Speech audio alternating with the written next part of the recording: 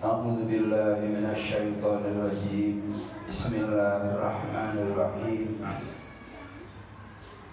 Qala al-musannif Abdul Isyad Syarif Abdullah bin Abi al-Haddad afana Allah ta'ala bi ulumihi fid din wa dunya wal akhirah ya rabbal alamin. Faslun wa 'alaika idza shallaita khalfa imamin an tuhsinal mutaba'ata lahu. Fa innama ju'ilal imamu liyutamma bihi. Allahumma inna nas'aluka fahma nabiyyin wa irshal mursalin wa malaikatil muqarrabin. Allahumma abnina bi'ilmin wa zayyidna bil'ilmi wa akrimna bittaqwa wa tammimna bil afiyah ya arhamar rahimin. Jamaah Maulid Ad-Diba yang dirahmati Allah Subhanahu wa taala. Pengajian kita masih dalam bahasan mengenai adab-adaban dalam menunaikan ibadah sholat secara berjamaah. Bagaimana telah disebutkan pada pengajian yang sudah, betapa tidak kita diperintahkan untuk membaca surah selepas Fatihah daripada surat-surat yang sederhana, tidak terlalu panjang juga tidak terlalu pendek. Berikutnya faslun, ini satu pasal pada menyatakan keharusan yang tidak boleh dilanggar oleh makmum kala menunaikan ibadah sholat berjamaah. Wa 'alaika idza shallaita khalfa imamin, dan wajib atasmu manakala kamu sholat di belakang imam. Artinya kita sholat berjamaah bermakmum kepada imam. Kala itu diwajibkan atas kita antuk sinal mutaba'ata lahu, kamu harus membaikkan mengikut kepada imam. Bikin mengikut kita itu sebaik mungkin mengikut kepada imam. Kenapa? Karena fa'inna ma ju'ilal imamu liyutamma bi, karena imam itu dijadikan imam hanyalah untuk diikuti. Wahzar an tuqalinahu fi syai'in min af'alis salat. Wahzar, dan takutlah kamu daripada membarengi imam pada sesuatu daripada pekerjaan sholat. Jadi selama kita bermakmum kepada imam, jangan sekali-kali kita melakukan satu pekerjaan daripada berbagai pekerjaan sholat dan itu kita lakukan secara berbarengan. Semisal ini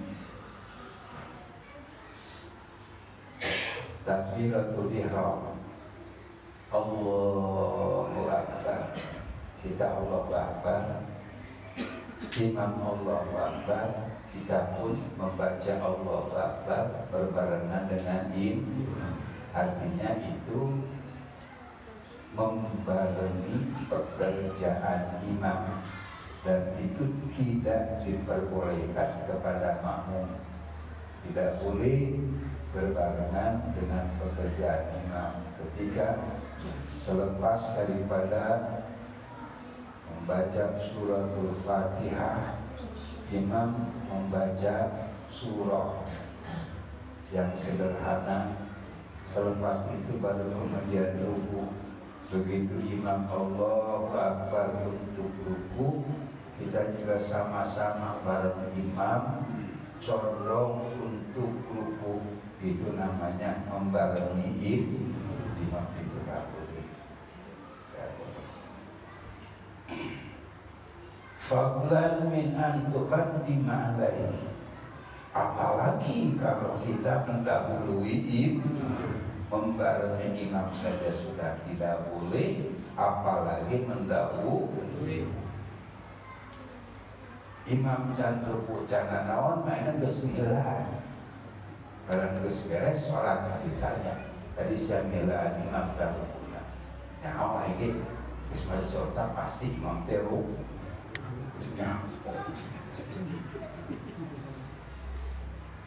Aku nggak tuh dan begitu amat.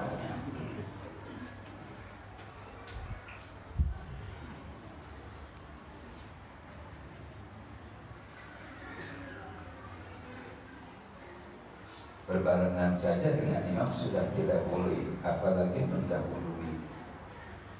Lalu seharusnya bagaimana tindakan kita yang tepat supaya kita masuk dalam kategori sebagai makmum yang taat dan mengikuti adab-adaban sholat. Yang bagi af'alakan di sholatika tabi'atan li'af'alihi bil ashari. Sehingga kamu harus menjadikan pekerjaan sholatmu itu mengikut kepada pekerjaan imam bil ashari secara bekas. Ya, misalnya ini, ketika tangan ini masih nempel di sini, bekasnya ada nggak? Belum, bekasnya belum. Waktu syukuran nincang karena tanah karena kalau kena di tempat anu ditincang urutnya ketinggalin itu. Begitu diangkat untuk langkah berikutnya baru bekasnya keli kun kitu tah nilu ka imam teh. Imam ruku Allah. Begitu imam sudah dalam keadaan ruku baru kita ruku. Jadi rukunya kita itu seolah-olah bekas imam dan seterusnya begitu. Temenan bareng ngomong mieuh. Bapak qala alaihi salatu wassalam, dan sungguh telah bersabda junjungan kita Kanjeng Nabi Agung alaihi salatu wassalam, walladzi yahfadhu wa yarfa'u qabla al-imam innama nasiyatuhu biyadi syaitan. Sabda Rasul, orang yang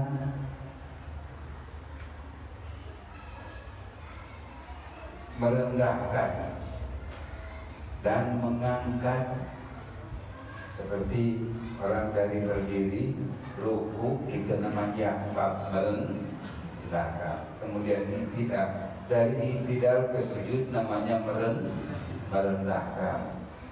Dari ruku ke iktidal namanya yarfa, mengangkat. Seperti dari sujud ke julus baina sajdatain itu juga mengangkat. Makmum yang merendahkan tubuhnya untuk sujud, untuk ruku atau sujud, atau dan mengangkat tubuhnya daripada ruku ke iktidal, daripada sujud ke julus baina sajdatain, innama nasiyatuhu biyadi syaitan. Sesungguhnya ubun-ubunnya itu dipegang oleh tangan setan. Nasiyah itu ini ubun, kalau bahasa kita ubun-ubun. Entah dengaran ubun-ubun dia bukan menggol-nggolan. Amin keletiknya, keletikan itu di sini bulu keras. Kalau kita lihat kalau rambutnya itu apa? Dicukur kalian digerak-gerak di sini. Mungkin tua, mungkin rapat, mungkin rapat, mungkin rapat. Akhirnya menyatu atau kepalanya. Itu namanya nasiyah. Nauzubillah wa nauzubillah. Berarti Rasulullah Shallallahu Alaihi Wasallam tahu benar bahwa orang yang sholat yang mendahului imam itu karena yang merendahkan tubuhnya dan mengangkat tubuhnya sebelum imam, berarti orang yang sholat mendahului. Tahu benar kalau ubun-ubunnya lagi dipegang dan dikendalikan oleh Syekh. Rasul tahu, bahkan bukan hanya tahu, tapi Rasul juga melihat seperti pernah satu ketika ada sahabat yang makan tapi sebelumnya tidak baca bismillah. Lain pokok lain ngajak kita tujuan wallahu alam tujuannya apa. Barangkali menurut kita itu tujuannya ngelihat judi, yang karena begitu apa makan tanpa bismillah itu setan ikut makan terus. Menjelang makan itu habis, sahabat baca bismillahirrahmanirrahim. Kita langsung kadaharan anu geus dibuatkeun ku setan kabeh kaptah. Oh, kau takut. Bohongan sahabat menjelang akhir makannya membaca bismillah. Karena begitu, kalau kita lupa di awal membaca bismillah, ingat di tengah-tengah makan, ada di tengah-tengah.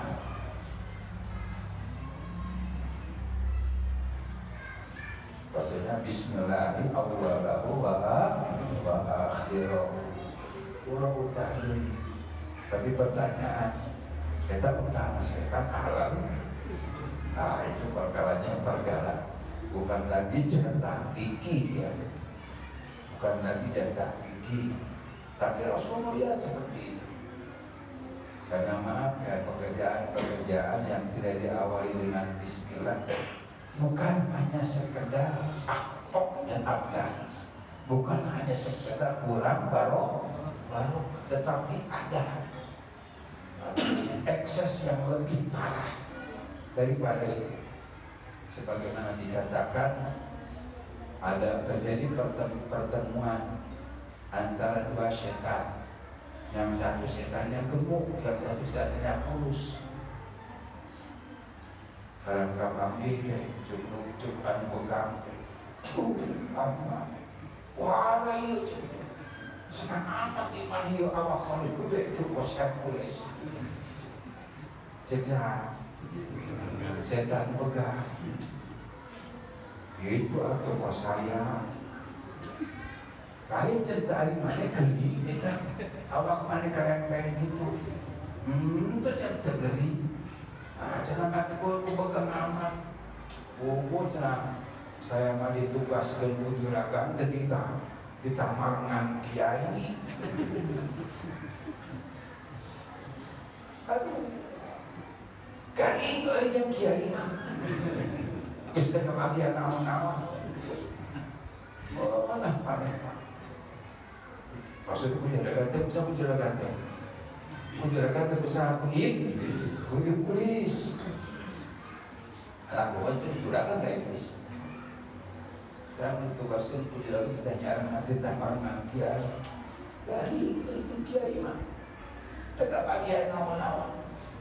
Arek dahar bismillah, arek mandi bismillah. Eta rek SD pamajikan bismillah ulang. Bismillah kok makan obor waktu anak naik betul semua.